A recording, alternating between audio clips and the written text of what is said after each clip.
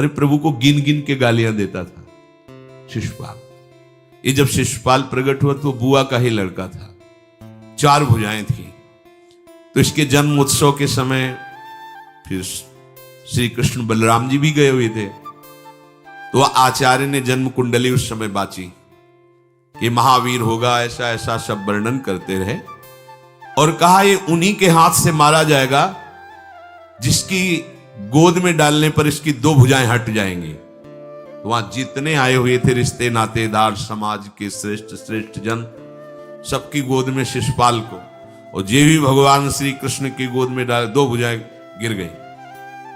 रो करके उनकी बुआ ने कहा कि मैं भिक्षा मांगती हूं कि मेरे बालक की आपके हाथ से हत्या नहीं होनी चाहिए, तो उनका 100 अपराध क्षमा करता हूं।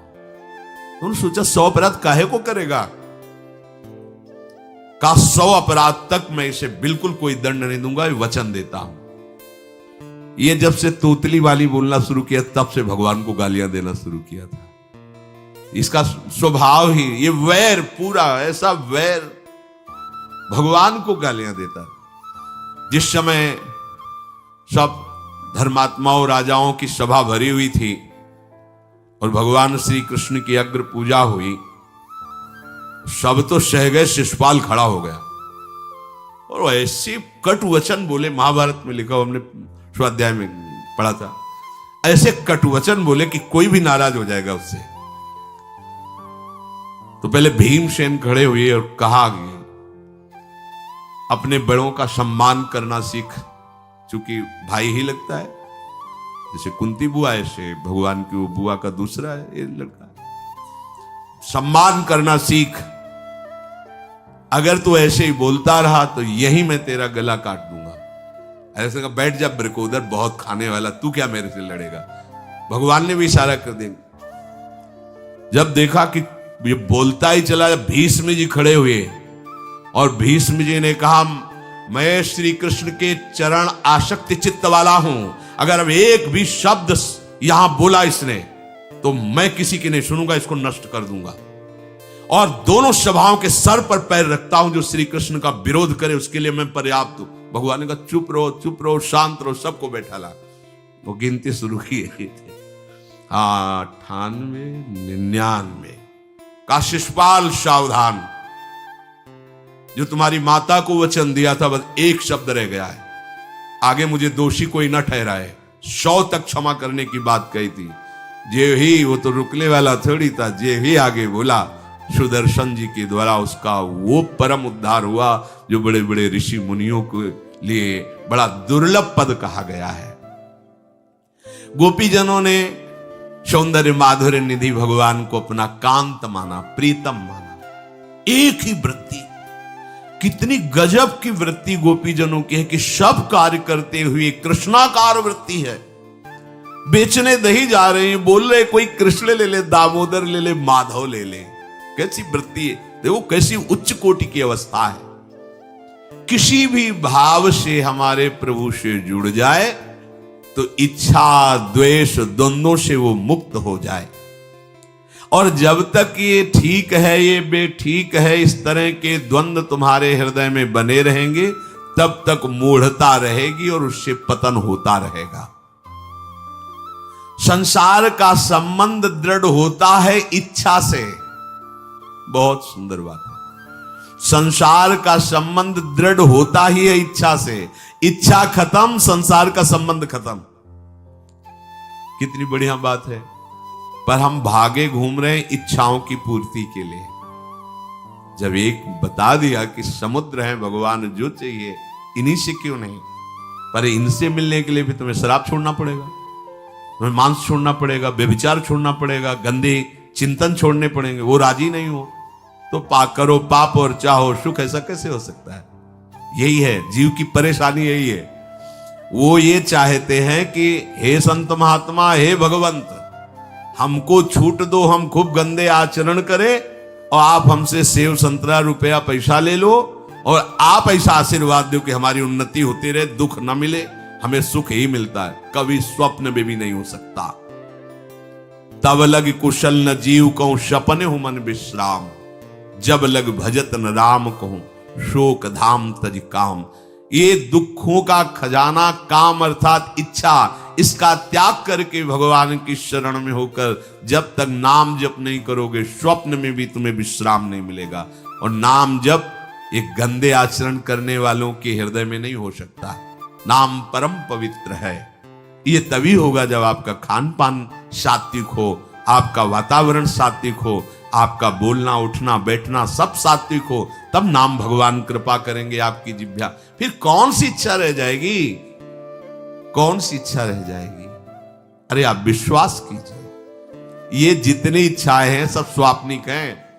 जब आप सच्चा विवेक धारण करेंगे तो आपसे पूछा भी जाएगा कि जबरदस्ती केवट से कह रहे ले लो, वो कह रहे आप कछुनाथ न चाहिए मोरे, नहीं चाहिए। प्रहलाद जी कह रहे वरदान मांगो, हमारी आज्ञा का पालन करो, तो कह रहे हाँ आपकी आज्ञा का पालन करता हूं, हे नाथ मुझे यही वरदान दीजिए कि आपसे भी कोई इच्छा न रहे। ये वरदान मांगा कि आपसे भी कोई इच्छा। आप सोचो क्या है ऐसा भागवतिक रस कि जिसको वो मिला तो भगवान से भी कह देते। और भक्त तो बड़े विचित्र विचित्र है, वो भगवान से कहते तुम्हारी इच्छा क्या है प्यारे, बोलो हम पूर्ण करते हैं। तुम्हारी इच्छा क्या है, हमारी तो कोई इच्छा ही नहीं, आप बोलो आपकी इच्छा क्या है, आप क्या चाहते हो, मैं कैसे आपको रिझाऊं। ये जब कामना को लेकर के मनोवृत्ति का प्रवाह संसार की तरफ होता है, तब ये कामना ही हमें राग द्वेष में बांध देती है। जो महापुरुषों ने उपासना करके शास्त्र स्वाध्याय करके अनुभव किया है, उसे ध्यान से सुनो। इच्छाओं से बचने का उपाय, इच्छा ही आपके बंधन का कारण है, इच्छा ही जन्म मरण का कारण है। इच्छाओं से बचने का उपाय, कर प्रमाद मत बनो आलसी, करो सुचारु रूप से काम, अपना काम स्वयं करने में लाज बड़प्पन तजो तमाम। पहली बात, शरीरधारी को किसी दूसरे शरीर से अपने शरीर की सेवा तब तक नहीं लेनी चाहिए जब तक बीमार ना हो जाए, असमर्थ ना हो जाए, चाहे गृहस्थ में हो चाहे विरक्त में हो। ध्यान दीजिए, आप चाहे आपकी पत्नी हो, पुत्र हो, परिवार हो, आप उनके सेवक हैं, क्योंकि वो सब प्रभु के जन हैं। इस भावना से रहोगे, कभी नाराज नहीं होगे, कभी गुस्सा नहीं आएगा, कभी झगड़ा नहीं होगा। अगर आप अपने को ये माने कि प्रभु मेरे इस रूप में आए हुए हैं, मुझे अपने कर्तव्य का पालन करना है, तो कहीं झगड़ा नहीं हो सकता। तुम जो कर रहे हो तुम्हारा कर्तव्य, हमारा कर्तव्य है कि हम पति पुत्र परिवार आदि जो भी है, ये हमारे भगवान का स्वरूप है। मैं आप समझो वही भगवत साक्षात्कार, पर ऐसा कौन मानता है। अच्छा, साधु वेश में ये जरूर सावधानी रखनी चाहिए, ध्यान देकर सुनिए। जब तक आपका शरीर स्वस्थ है, आप किसी से किसी भी प्रकार की सेवा स्वीकार न करें। भिक्षान्न के सिवा कोई भी सेवा स्वीकार न करें। अपने शरीर की सेवा तब तक करें जब तक आपका शरीर असमर्थ नहीं हो जाता। असमर्थ हो गए तो फिर हरि ही करें आकर स्वयं, या किसी को भेज दें, उनके बस की बात है। देखो माधवदास बाबा की लंगोटी स्वयं श्री ठाकुर जी महाराज धो रहे हैं। तब तक हमने अपने बड़े संतों को देखा है, बिल्कुल किसी भी तरह की कोई सेवा नहीं स्वीकार करते। अपनी दिनचर्या अपने हाथ से, अपने शरीर की पूरी। आपको क्या हो गया है, आप भी वैसे ही चलो जैसे गुरुजन चले, भिक्षान्न के सिवा। आप अपनी किसी भी तरह की सेवा किसी से मत करवाइए। आप देखो इच्छाओं का दमन होना शुरू हो जाएगा, यहीं से इच्छाओं का दमन शुरू हो जाता है। आप सच्ची मानिए, ये जो आप शरीर सुख की आकांक्षा से दूसरे से सुख लेने की इच्छा करते हैं, यही तुम्हारे बंधन का कारण है, यही तुम्हारी दुर्गति, यही तुम्हारी कमजोरी है। जब तक शरीर स्वस्थ रहे, किसी से किसी भी तरह की सेवा मत लो, और अधिक से अधिक सेवा करने का भाव रखो। सुधार, हमें सेवा करना है, सेवा लेना नहीं है। जब तक सेव्य का साक्षात्कार ना हो जाए या शरीर असमर्थ ना हो जाए, तब तक ये नियम दृढ़ रखना चाहिए।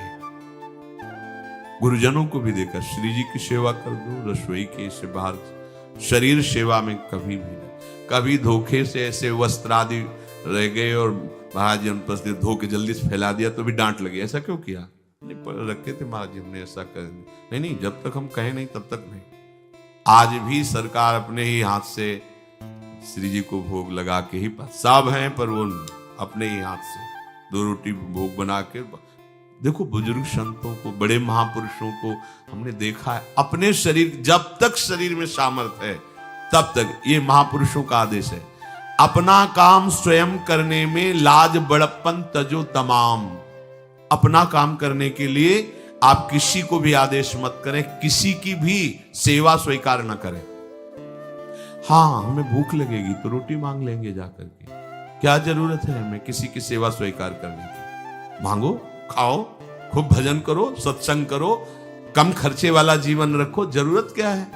जो जरूरत है गली चलते दे देंगे भगवान, विश्वास करो, गली चलते दे देंगे। विरक्त गृहस्थ धर्म पूर्वक कमाओ, जितनी आवश्यकता प्रभु दे देंगे। ऐसा कोई त्रिभुवन में नहीं जिसकी आवश्यकता की पूर्ति न होती हो। अनावश्यक तुम्हारी मांगे जो हैं वही तुम्हें दुख दे रही हैं। आवश्यक व्यवस्था सबको भगवान दिए हुए हैं, अनावश्यक मांग के लिए तुम्हें फिर फंसना होगा। ये तुम्हारी अनावश्यक मांगे हैं, ये हो जाए, वो हो जाए, वो जो आपको जीवन जीने के लिए जरूरी है, धर्म पालन के लिए जरूरी, वो बिना मांगे भगवान दे रहे सबको। देख लो। हाँ, आप कि भाई हमको उस परिकर में रहना है, उस कोर्ट से रहना है, वो सब वीआईपी, तो हमको भी उस कोर्ट का, ये मांगे हैं तुम्हारी। तुम्हारा प्रारब्ध जितना है उतना तुम्हें मिलेगा, जो आवश्यक है वो तुम्हें मिलेगा। अनावश्यक मांगे करोगे फंसोगे, अधर्म में कूदना पड़ेगा तुम्हें। हाथ पैर सब साधन प्रभु ने दिए, दया कर तुम्हें समान, फिर क्यों उनसे काम न लेते, क्यों रखते हो झूठी शान। तुम्हारी सेवा के लिए तुम्हारे पास हाथ है, तुम्हारे चरण है, तुम्हें बुद्धि दी है, दूसरे से क्यों सेवा स्वीकार करते हो? प्रभु ने दया करके उद्धार के लिए तुम्हारे पास पूरी सामग्री दे दी, उसका प्रयोग करो। तन मन दोनों का हित करता, निश्चय शारीरिक श्रम युक्त। देखो, ये है जिसने अपना परम मंगल ठाना है, वो शरीर को कभी प्रमाद में नहीं रखता, चाहे गृहस्थ हो चाहे विरक्त हो। ये आलस्य प्रमाद किसी के लिए भी ठीक नहीं है। नियत समय तक सो जाओ, इसके बाद खूब मेहनत करो, चाहे गृहस्थ हो चाहे विरक्त। विरक्त हो तो खूब नाम जप, वाणी पाठ, ब्रह्मचर्य से रहना, आसनों में बैठना, हाँ, सेवा करना, शारीरिक श्रम नहीं, खूब सेवा करो, धाम की सेवा करो, नालियां साफ करो, गलियां साफ करो, जो सेवाएं में इसे श्रम करो। ब्रह्मचर्य पचाने के लिए श्रम भी तो होना चाहिए। श्री जी की प्राप्ति के लिए मन वचन कर्म से श्री जी के चरणों का आश्रय लेकर के जितना आप अन्न डालते हो उतना आप इसका प्रयोग करो शरीर का। इससे ममता मत रखो। खूब धाम। पुराने संतों को देखो, सोहनी पकड़े कहां कहां तक परिक्रमा में लगा। हमने देखा है एक हरिदास जी महात्मा थे, पीछे पानी घाट की तरफ उनकी छोटी सी कुटिया, किलोमीटर तक ऐसे ही सोहनी लगा रहे। वृद्ध वृद्ध महात्मा सेवा करें। अपने लोग जवान महात्मा होकर, शरीर स्वस्थ होकर बेइज्जती से, अगर सोहनी पकड़ के खड़े हो जाओगे गली में तो आपको लगेगा अपनी बेइज्जती हो रही है। वाह, कितनी बड़ी इज्जत है हमारी। स्वामिनी के महल की वीथियों में सोहनी लगाने में तुम्हें बेइज्जती लग रही, और आचार्य चरण याचना कर रहे हैं। यत्किंकरीषु बहुशा खलुका कुवाणी नित्यम परस्य पुरुषस्य शिखंड मौले तस्या कदापि रसनिधेर वृषभानुजायास तत्केल कुंज भवनांगण मार्जनीश्याम। लाडली जो ऐसी कृपा करो कि आपके वृंदावन धाम में कहीं सोहनी लगाने वाली, पोछा लगाने वाली मैं बन जाऊं। मांग रहे हैं। एक से कहा, भैया चाहे जितना बुरा प्रारब्ध हो, यहां जो भगत आते हैं उनके जूते साफ कर दिया करो, प्रारब्ध खत्म हो जाएगा। भाई आप समझो, ये वो दवा है जो बेजोड़ है, इसे कोई काट नहीं सकता। अच्छा, अगर ऐसे न समझो तो हम आपको समझा रहे हैं। गुरुद्वारे में चले जाओ, चाहे जितना बड़ा अधिकारी हो, सबसे पहली जोरी सेवा यही होती है, पादुका की सेवा। समझे में नहीं आ रहा तुम्हें? अरे जिसे हम हंसते हंसते कह रहे हैं वही तुम्हारे बंधन काटने का कारण बन जाए, यदि मान लो बात। पर वो हम जूता साफ करेंगे नहीं। मन से हम कितने गंदे हैं ये हम नहीं देख पा रहे हैं। वो तो बाहर वृंदावन की रज उनमें पादुका में लगी। छोटी मोटी बात नहीं है। पादुका जो रखी है ये बंधनी है, आप इनको ऐसे साधारण जूते मत समझ लो, ये रज में चलते। एक दिन एक ब्रजवासिनी माई रोटी रखे, उसके ऊपर पादुका रखे, एक हाथ में लाला लिए और एक हाथ में जल का ऐसे लिए जा रहे, उनका अभ्यास ऐसा। अब पादुका पहन के चलने में परेशानी होती थी, तो कोई एक संत थे और बाहर से आए हुए थे, तो हंस दिए कैसे बावरी रोटी के ऊपर जूता लगा। ऐसे मतलब कितने साल हो गए ब्रजवास करते हुए, वह कई वर्ष हो गए। अरे वो जूती नहीं है जो साधारण जूती है, वृंदावन बरसाने की रज लगी हुई, इसमें ये रज लगी हुई है, तुझे रज नहीं दिखाई दे रही, जूती दिखाई दे, क्या ब्रजवास कर रहा है। डांट के चल दी। ये समझो, हम कहें कि जूती साफ करो तो हम जूती साफ करेंगे, और ये है कौन सी जूती साफ में, क्या रज है। वृंदावन बरसाने सब जगह घूमते रहते हैं ये महाभागवत जन। अगर इनकी ये गृहस्थ विरक्त मत देखो, सब लाडली जी के लाडले हैं जो यहाँ आए हुए हैं। अगर हम उनकी पादुका साफ करेंगे तो हमारा हृदय साफ हो जाएगा। पर कोई मानता कहाँ है। अपनी सेवा स्वयं करो और दूसरे की सेवा मिल जाए तो जैसे लोभी आदमी के सामने धन फेंक दे तो कैसे भागता है, ऐसे आपको होड़ लगनी चाहिए कि ये आदमी इतना न कर पाए जितना हम सेवा करें। परमार्थ में शरीर पोषण नहीं, परमार्थ में शरीर की धज्जियां उड़ानी है, अहंकार की, देहाभिमान की। राखे अपने को सदा भगवत सुमिरन लीन, सुने न जग के दोष गुण, करे न चित्त मलिन। सदैव अपने को ये देखता रहे कि प्रभु का सुमिरन चल रहा है कि नहीं अंदर। ये बहुत बड़े काहे की परेशानी, हम तो यही समझ नहीं पा रहे कि इतनी झंझटें लेकर कैसे घूम रहे लोग। अगर हृदय में राधा राधा चल रहा है, आप व्यापार कर रहे हो, नौकरी कर रहे हो, गृहस्थ हो, विरक्त हो, जो भी, अब आपको चिंता क्या होनी चाहिए। देखो ना, थोड़े दिन ऐसे चल के देखो, हर कार्य बहुत अच्छा होता है जब भगवत सुमिरन पूर्वक आप एकाग्रता पूर्वक कार्य करें, हर कार्य में आपको आनंद आएगा।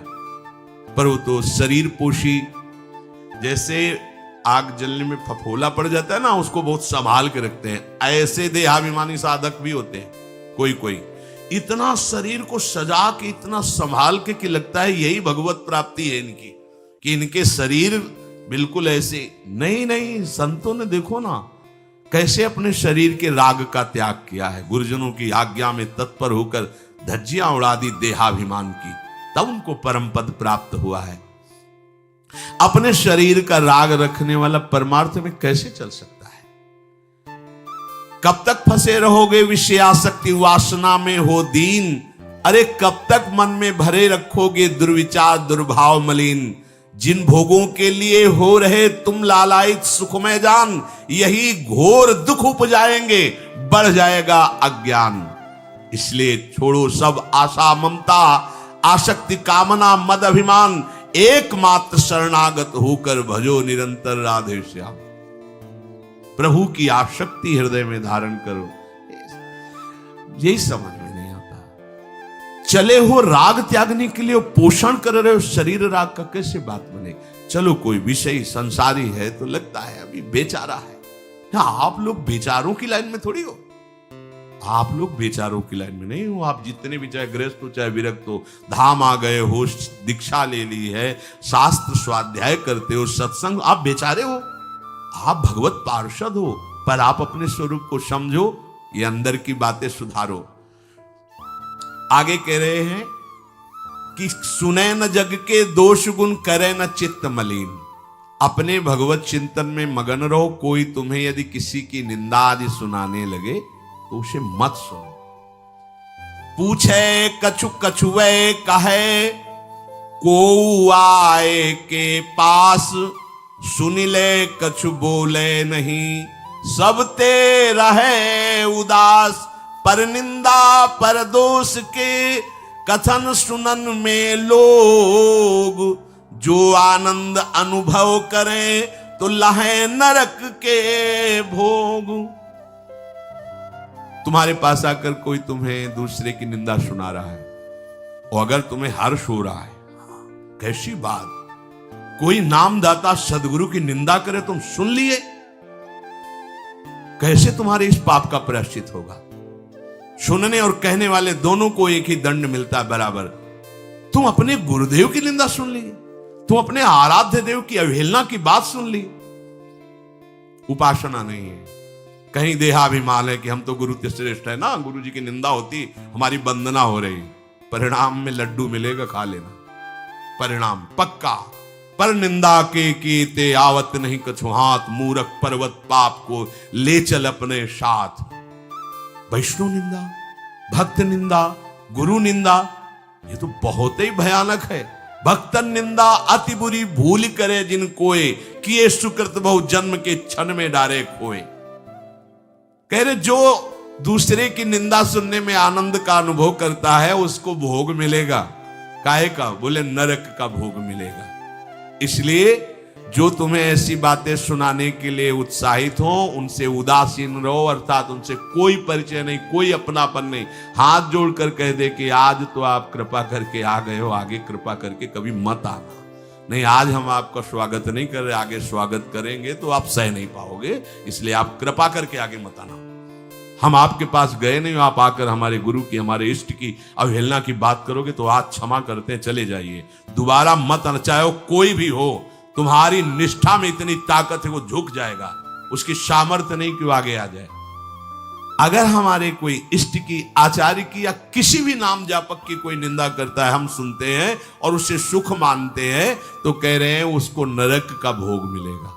नहीं, हमें जिस मार्ग में चलना है, हमें अपने आराध्य देव की प्रति प्रीति प्राप्त करनी है। और प्रीति प्राप्त होती, कोई भी राम कृष्ण हरि शिव बोले, सबके चरणों में हमारा नमन है, सबकी चरण धूल हमारे माथे पे। निंदा करना, अरे सब जगह भगवान है, ये बात देखने के लिए तो हम चले, हम निंदा स्तुति। अगर कोई हमारा मित्र बनता है, हमारा निज जन बनता है और हमको हरि गुरु इष्ट आदि की किसी भी तरह की कोई निंदा, हमें बिल्कुल बर्दाश्त नहीं करना चाहिए और दूरी बना लेनी चाहिए, कभी उससे संभाषण नहीं करना चाहिए। कहे न अपनी बात कछु, सुने न पर की बात, एक निष्ठ प्रभु में रहे, बसो सदा दिन रात।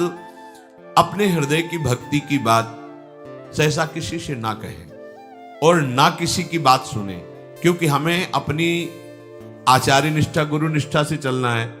आप अपनी निष्ठा से चल रहे हो, हमारे काम की है नहीं, क्योंकि अब हम बदलने वाले हैं नहीं, तो तुम्हारी निष्ठा से हमें कोई परिवर्तन होने वाला नहीं। और हम अपनी निष्ठा के बाद तुमसे इसलिए नहीं कहेंगे कि वो तो इष्ट मिले और मन मिले, मिले भजन रस रीति, तब वो बात कहनी चाहिए, ऐसा किसी से नहीं। तो क्या करे, एक निष्ठ होकर अपने आराध्य देव में दिन रात लगा रहे। ये बहुत जने, बहुत जगह जाना, बहुत लोगों से व्यवहार करना, ये सब भजन में बाधक बात है। समिट जाओ, अपनी लाडली लाल को दुलार करो, नाम जप करो, धाम वास करो, बहुत बहुत जो है, हाँ दर्शन कर आओ। नहीं, एकांत वास करो, प्रभु खुद आके दर्शन दे देंगे, मान लो विश्वास। अगर आपका भजन ठीक चल रहा है, सही मार्ग चल रहे हो, तो दर्शन वाली बात ही हट जाएगी, क्योंकि फिर वो समा जाते हैं, हृदय में समा जाते हैं, नेत्रों में समा जाते हैं, मन में समा जाते हैं। आनंद की उमगन में कभी गए, आंख लड़ा ली प्रभु से, नहीं तो आंखों में ही बसे रहते। पी मूर्ति नयनन बसे, तेहि रस रहाय समाए। राग रोष दुख दोष में जग सो रहे सचेत, काहू सो न करे कबो, वैर भाव अरुहेत। कोई इच्छा न रखो तो तुम्हें कभी क्रोध नहीं आएगा। इच्छा राग ही द्वेष को उत्पन्न करती है। इन दोनों से सचेत रहो, ना किसी से तुम्हारा द्वेष होने पावे, न राग। कभी किसी से किसी भी तरह अगर झगड़े का, लड़ाई का अवसर आता है तो हाथ जोड़कर निकल जाओ, झगड़ा मत करो। उससे ये होगा कि आपकी वृत्ति बच जाएगी, नहीं तो वृत्ति द्वेष पूर्वक बार बार उसका चिंतन करेगी जब भजन में बैठोगे, और उसके प्रति अशांति, जलन पैदा हो जाएगी। सब सो न्यारो होई रहे, पर खारो हु नहीं होए, सबकी सब कुछ सहे नीति, वो प्रभु को प्यारो होए। समझो बात, सबसे अलग रहो, किसी से अपना मन मत मिलाओ, केवल मन नाम से मिलाओ, प्रभु से मिलाओ, गुरुवाणी से मिलाओ। पर किसी का अपमान मत करो, किसी के लिए ऐसा कड़ुआ वचन मत बोलो कि उसके हृदय मंदिर में बैठे भगवान हैं, उसका हृदय दुखी हो जाए। सबकी सब कुछ सह लेता है जो कोई, वही प्रभु का प्यारा होता है। करे न जग चर्चा कबों, रहे सदा चुपचाप, रही इंकित निज भजय प्रभुता को सेवें आप। जो जगत की कभी भी चर्चा नहीं करता, मौन धारण करके केवल प्रभु के चिंतन में मगन रहता है, उसका भार प्रभु ले लेते हैं, उसकी सेवा आप स्वयं करते हैं। प्रभु किसी न किसी रूप में आके उनका भरण पोषण करते हैं। पै प्रभु के रस प्रेम की निर्मल गोपन बात, कहे न काहू सो कबों, सहे सकल आघात। भजन में जो तुम्हें आनंद आ रहा है, जो तुम्हें स्वप्न में कोई अनुभूतियां हो रही या प्रगट में कोई अनुभूति हो रही, कभी भी किसी से भी वो बात ना कहे, क्योंकि ऐसा कहने से तुम्हारे भजन में विघ्न पड़ जाएगा। सारी की सारी बातें पचा लो। जैसे तुम गुप्त रूप से गलतियां करते हो, कभी नहीं बोलते हो, लेकिन कोई भी भागवती का अनुभूति छोटी सी भी होगी तो सभा में बोलने का मन होगा, क्योंकि उससे हमारी प्रशंसा होगी, अहंकार का पोषण होगा। बिल्कुल नहीं। भजन संबंधी कोई भी आनंद की बात, कोई भी भगवदानंद अनुभूति कभी किसी से न कहे, एकदम छुपा जाए। अगर कोई ऐसा कि हमने तो ऐसे लक्षण आप में देखे, हाँ नहीं ये तो ऐसे ही तुम्हें हंसुआ, हमारे अंदर ऐसा कुछ नहीं। कोई भी भागवतिक वृत्ति कहीं अपने में आरोपित करके प्रदर्शन का कार्य न कर दे। सही न सके पिय की तनिक निंदा, जो कहूं होए, सहज त्याग सर्वस्व करी, डारे निज को खोए। यदि अपने आराध्य देव की कोई निंदा कर रहा हो तो वहां सहन न करे। सही न सके पिय की तनिक निंदा, जो कहूं हो। संत शंभु श्री पद अपवादा, कही सुनी तास मर्यादा, काटी जीव तासु जो बसाई, श्रवण मुनि न चले पर आई। यदि हमारे कोई आराध्य देव गुरुदेव की निंदा कर रहा है, ताकत हो तो उसकी जबान बंद कर दे, नहीं तो कान में अंगुली डाले उठ के चल दे, दोबारा उसका कभी चेहरा न देखे। भरत जी ने माता कैकेयी से कहा कि आपने हमें निमित्त बनाकर 14 वर्ष का वनवास भगवान श्री राम को दिया, इसलिए आज के बाद में कभी तुम्हें मां नहीं कहूंगा, पापिनी कभी तेरा मुख नहीं देखूंगा। भरत जैसे भगवान के अवतार परम पवित्र माता कैकेयी के लिए ऐसे कटु वचन बोले, आज के बाद कभी मां नहीं कहूंगा, है पापिनी तेरा कभी मुख नहीं देखूंगा। ये जो हमारे इष्ट की निंदा कर दे, हमारे गुरुदेव की निंदा कर दे, हम उसे आदर देंगे, हम उसको बात सुनने के लिए बैठा लेंगे। हाँ और बाओ, हमें और गंदा करो। सहज त्याग सर्वस्व करी, डारे निज को खोए। अपने अपनत्व को अपने आराध्य देव में सहज समर्पित कर दे। या जग में जाके हृदय ऐसो प्रेम समाए, हरिता को अति चाव सो रखें सदा अपनाए।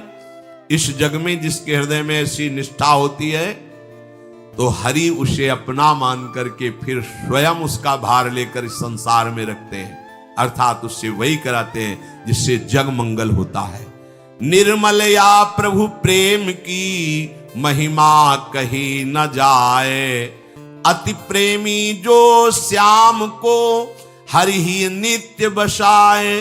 दुख में संतत सुख लहे, सो आवे यही बाट, नाहित क्यों रचना करे, कपट नरक को ठाठ।